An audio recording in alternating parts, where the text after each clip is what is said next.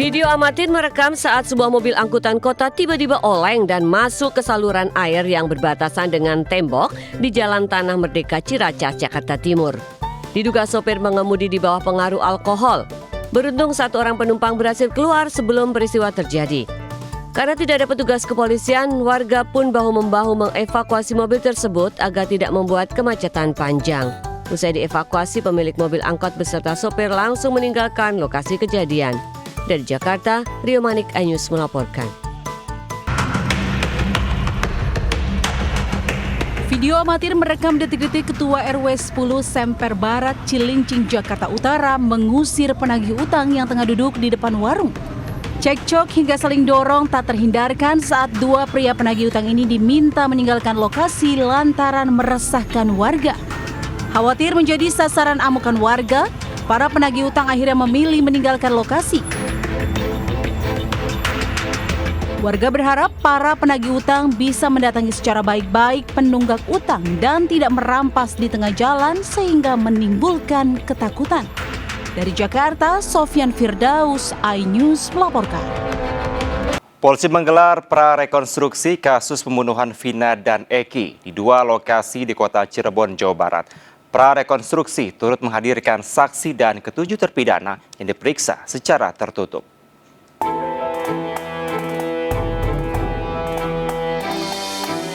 Tim gabungan penyidik Polda Jawa Barat melakukan prarekonstruksi kasus pembunuhan Vina dan Eki di areal perkebunan Jalan Perjuangan dan di flyover Talun, Kabupaten Cirebon, Jawa Barat, Rabu malam. Di flyover Talun, petugas menandai TKP saat ditemukannya Vina dan Eki usai dianiaya hingga tewas pada tahun 2016 lalu. Petugas juga memeriksa saksi secara tertutup di dalam mobil penyidik Polda Jabar. Prarekonstruksi ini pun menjadi tontonan warga setempat, termasuk keluarga tersangka Peggy Setiawan yang merasa kecewa tidak mendapat pemberitahuan soal prarekonstruksi. Ibu tersangka Peggy masih yakin anaknya tidak bersalah dalam kasus tewasnya Vina dan Eki. Saya difitnah sama orang-orang, katanya. Ya udah mama, saya terima dengan ikhlas. Biarlah, Allah itu maha tahu, maha adil. Dia tidak tidur, Mak. Peggy barangkali sudah jalannya begini, itu aja lah kita. Hingga proses prarekonstruksi selesai, tidak ada keterangan resmi dari pihak kepolisian. Petugas hanya memasang garis polisi di TKP pembunuhan di Jalan Perjuangan Kota Cirebon atau di depan SMP 11 Cirebon. Dari Cirebon, Jawa Barat, Toy Iskandar, iNews melaporkan. Sementara pemirsa, polisi menangkap pelaku pembuang bayi yang diletakkan dalam ember depan sebuah rumah di Kota Semarang. Pelaku merupakan ibu dari bayi malang tersebut.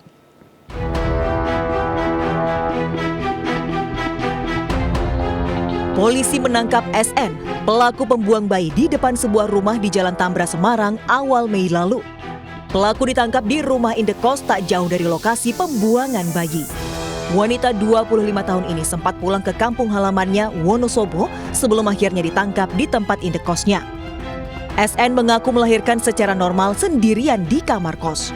Wanita muda ini berdalih tak bermaksud membuang bayinya, tapi ingin menitipkan kepada pemilik rumah tempat ia meletakkan si bayi. Atas perbuatannya, SN dijerat dengan Undang-Undang tentang Perlindungan Anak dan terancam hukuman 15 tahun penjara. Pelaku melakukan hubungan dengan seseorang yang memang bukan mukrimnya atau bukan suaminya karena takut ketahuan oleh keluarganya. Dari pengakuan sementara yang bersangkutan. Sebelumnya, bayi laki-laki ditemukan di depan rumah warga di Jalan Tambra, Kelurahan Kuningan, Kota Semarang. Bayi yang diperkirakan baru saja dilahirkan karena terdapat ari-ari yang masih menempel. Bayi dengan berat sekitar 2,6 kg dan panjang sekitar 50 cm ini diletakkan dalam sebuah ember dan ditutupi dengan ember lain. Dari Semarang, Jawa Tengah, Doni Marendra, iNews melaporkan. Sementara seorang wanita di Yogyakarta tewas setelah melakukan suntik payudara di sebuah salon kecantikan. Dua orang ditangkap dan ditetapkan sebagai tersangka dalam kasus ini.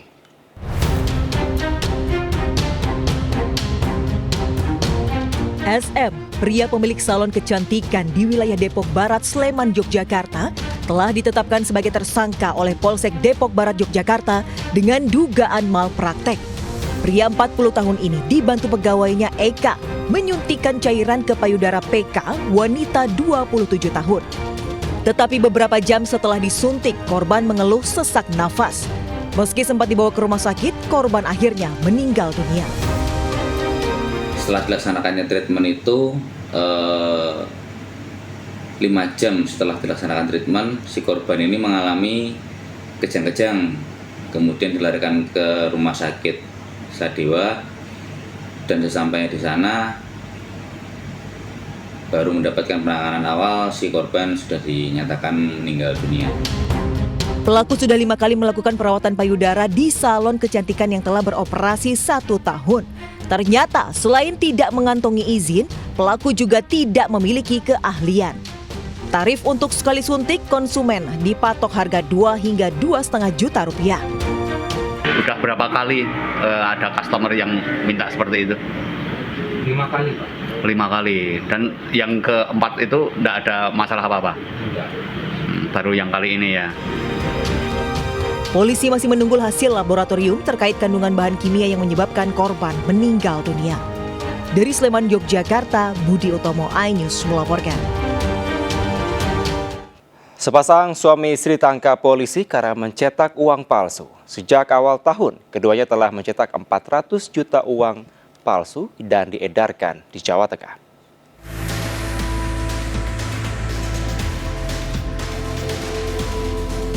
Satreskrim Polres Cimahi menangkap sepasang suami istri yang kedapatan mencetak uang palsu. Sebelumnya, pasutri berinisial PG dan FA ini digerebek di kediamannya di kawasan Jalan Baros. Polisi kemudian menyita sebanyak 1.500.000 uang rupiah palsu, pecahan 100.000 dan 50.000, juga alat cetak, tinta warna, serta laptop. Kepada polisi, tersangka mengaku telah mengedarkan 400 juta uang palsu sejak awal tahun ke wilayah Jawa Tengah. Mereka mencetak uang palsu sesuai permintaan pesanan konsumen. Membuat ini belajar ya, dari temannya menurutnya, tapi kami terus masih melakukan pendalaman. Di lokasi kami menyita beberapa barang bukti. Pasangan suami istri ini terancam hukuman 15 tahun penjara. Sementara polisi menghimbau warga waspada terhadap maraknya peredaran uang palsu, terutama jelang hari raya. Dari Cimahi, Jawa Barat, Yuwono, iNews melaporkan. Informasi selanjutnya pemirsa, sejak awal 2024, ratusan warga terjangkit flu Singapura di Jember, Jawa Timur. Virus flu itu menyerang warga, terutama anak balita.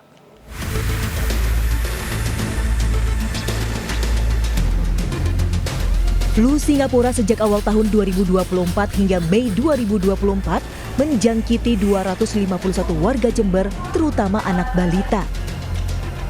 Awalnya penderita alami demam, batuk, hingga sakit tenggorokan biasa. Gejala selanjutnya, mulut mirip sariawan, telapak tangan dan kaki bintik-bintik kemerahan yang kemudian melepuh. Flu Singapura disebabkan introvirus yang menyerang tangan, mulut, dan telapak kaki. Ada peningkatan pada minggu ke-17. Kalau sekarang ini kan minggu ke-20. Jadi sudah 3 minggu terakhir ini terjadi peningkatan. Nah, peningkatan sampai hari ini tercatat data ada 251 kasus flu Singapura yang ada di Kabupaten Jember. Flu Singapura itu sebetulnya bukan penyakit seperti influenza, tetapi sebenarnya flu Singapura itu cuma namanya saja, tetapi bentuknya yang kita kenal adalah HFMD, Hand, Mouth, Foot Disease. Jika kondisi tubuh penderita bagus, maka penderita penyakit ini akan sembuh dengan sendirinya maksimal selama 10 hari. Virus ini belum ada vaksinnya namun tidak mematikan. Meski demikian, warga tetap perlu waspada dengan terus menjaga kebersihan diri dan lingkungan hingga asupan nutrisi yang baik. Dari Jember, Jawa Timur, Bambang Sugiarto, iNews melaporkan. Ya pemirsa, ratusan calon haji asal Kabupaten Garut, Jawa Barat diberangkatkan menuju Tanah Suci. Isak tangis keluarga warnai keberangkatan mereka.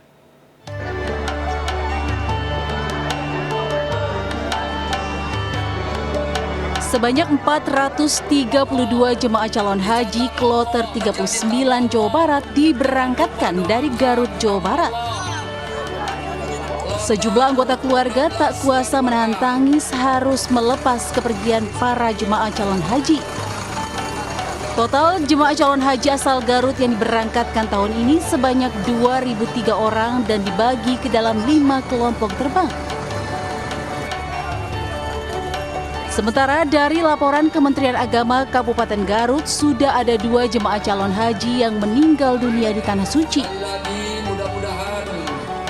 Jemaah calon haji meninggal yang pertama bernama Sarif Harikarun asal Semarang dari kelompok terbang Kloter 16. Sementara jemaah calon haji yang meninggal lainnya bernama Adah Supian, 71 tahun, warga Kampung Simpang, Desa Mulyasari, Kecamatan Bayongbong. Mereka meninggal dunia diduga akibat faktor cuaca dan kelelahan karena pemeriksaan di tanah air kondisinya baik-baik saja. Dari Garut, Jawa Barat, Iki Solihin, iNews melaporkan. Sementara pemirsa di Kota Binjai, Sumatera Utara, ada warga berangkat haji untuk yang ke-15 kalinya. Selain beribadah, ia juga membimbing jemaah lainnya.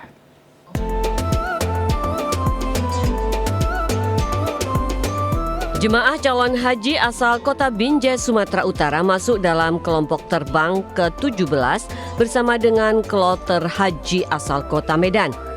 Keberangkatan jemaah calon haji dikoordinir melalui kelompok bimbingan ibadah haji KBIH yang ada di Kota Binjai untuk nantinya dilepas keberangkatannya di Pendopo Umar Baki Kota Binjai. Dari 254 jemaah calon haji asal Kota Binjai, terdapat 1 orang yang sudah menjalankan ibadah haji hingga 14 kali. Dan kali ini menjadi perjalanan ibadah haji untuk ke-15 kalinya. Dari KBIH Arafah Kota Binjai, alhamdulillah. Ini hari mendampingin jemaah haji. Alhamdulillah. Alhamdulillah. Ini untuk yang keberapa kali? Sesuai hitungan kalau tidak silap, insya Allah alhamdulillah yang ke-15. 15 alhamdulillah.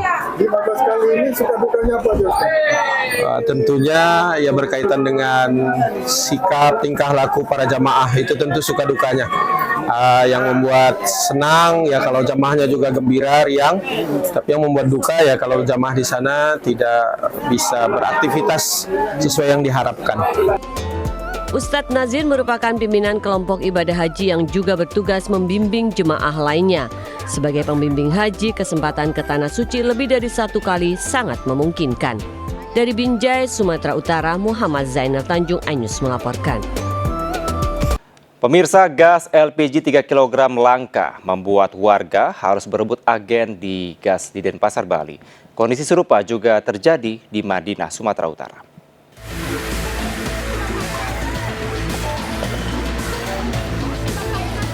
Puluhan warga harus berdesakan untuk membeli gas LPG 3 kg di sebuah agen gas di Jalan Maruti Denpasar, Bali. Kelangkaan gas bersubsidi ini terjadi sejak sepekan terakhir. 40 tabung gas yang tersedia habis dalam waktu beberapa menit saja. Padahal untuk membeli tabung gas warga harus antri. Itu pun pembelian dibatasi hanya 1 tabung per orang. Di agen gas ukuran 3 kg dijual seharga Rp18.000. Sementara di pengecer harganya menjadi Rp25 hingga Rp30.000 per tabung. Sekarang karena keadaan begini ya 1. Ya. Hah? Masa? Ya. Harapan saya sebagai warga, ya kalau memang mahal ya mahal, yang penting barangnya ada. Itu pertama. Nah mungkin ada apa di luar sana, saya kurang tahu apakah kendala pengangkutan atau ada kasus-kasus, saya kurang tahu nih Pak. Ini semestinya biasanya sebelumnya lancar-lancar aja gitu loh. Kelangkaan tabung gas juga terjadi di Mandailing, Natal, Sumatera Utara. Warga harus berkeliling mendatangi pangkalan gas yang masih menyediakan gas LPG 3 kg. Kelangkaan tabung gas terjadi sejak 2 bulan terakhir. Akibatnya aktivitas warga sehari-hari terganggu karena sulitnya mendapatkan gas untuk memasak maupun untuk usaha kecil. Tim iNews melaporkan. Pemirsa, konflik gajah liar di Kabupaten Aceh Utara masih saja terjadi. Kawanan gajah liar yang jumlahnya mencapai puluhan ekor kerap memasuki perkebunan warga dan mengobrak-abrik berbagai jenis tanaman pertanian.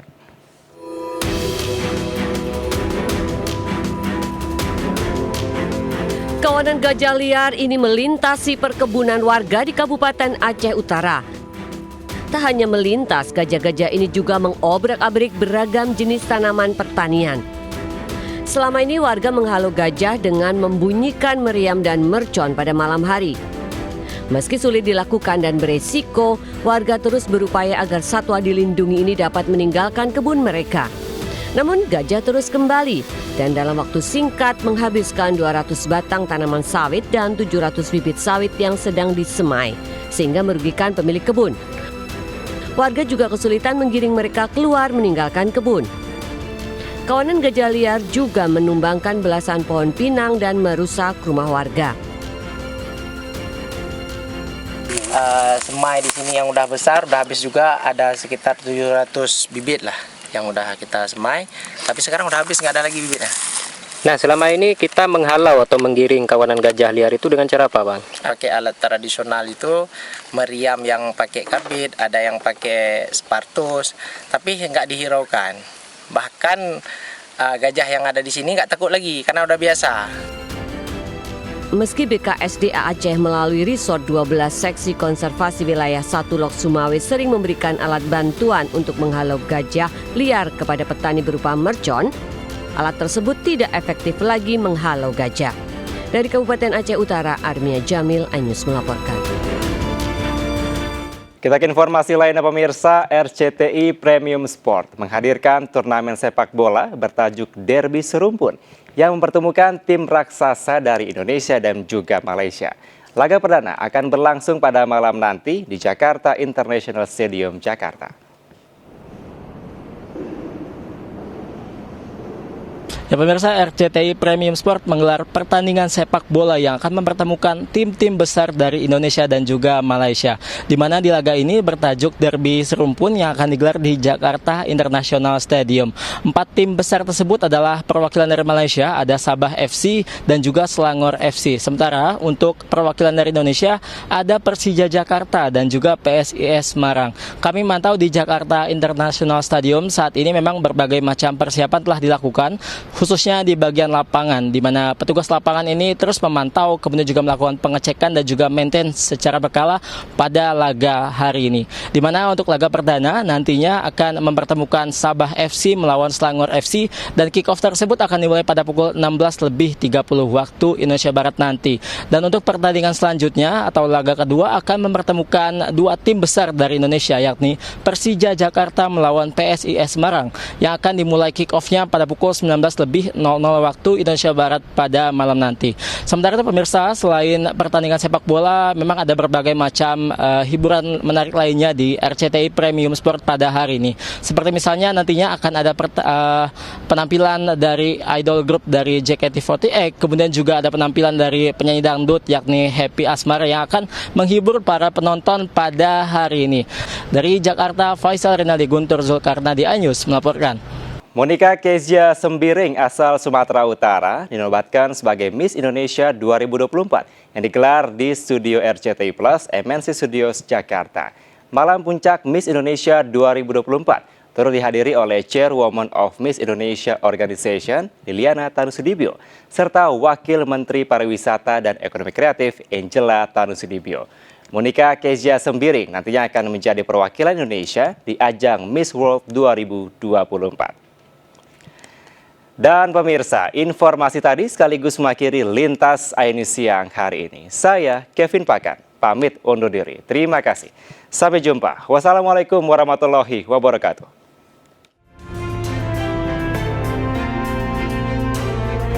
RCTI dan Yayasan Miss Indonesia kembali sukses menyelenggarakan perhelatan Malam Puncak Miss Indonesia 2024. Ajang pencarian perempuan Indonesia yang memiliki karakter Beauty with a Purpose ini digelar di studio RCTI Plus MNC Studios Kebonjeruk, Jakarta Barat. Diikuti 38 finalis dari 38 provinsi, Monica Kezia Sembiring asal Sumatera Utara akhirnya dinobatkan sebagai Miss Indonesia 2024. Malam puncak Miss Indonesia 2024 turut dihadiri oleh Chairwoman of Miss Indonesia Organization Liliana Tanusudibio, Miss World 2023 Christina Pliskova dan Miss Indonesia 2022 Audrey Vanessa. Kriterianya ada 4 kriteria, ada manners, impressive, smart, and social. Dan dengan adanya khusus untuk tahun ini ada 7 fast track yang harus dilalui dan semuanya itu harus menghasilkan nilai yang baik kalau mau juara. Rasanya sangat bersyukur untuk diberikan kepercayaan untuk menyandang title Miss Indonesia 2024. Saya juga merasa sangat bahagia karena saya bisa melakukan ini bersama teman-teman saya dari 37 provinsi lainnya.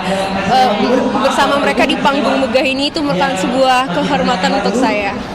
Sementara itu, Miss Daerah Istimewa Yogyakarta, Clarita Aditi dinobatkan sebagai runner-up 1, runner-up 2 dimenangkan Miss Bali, Anna Danajaya, sedangkan Miss DKI Jakarta, Priyanka Arifia, berada di posisi keempat dan posisi kelima Miss Aceh, Arindina Taim.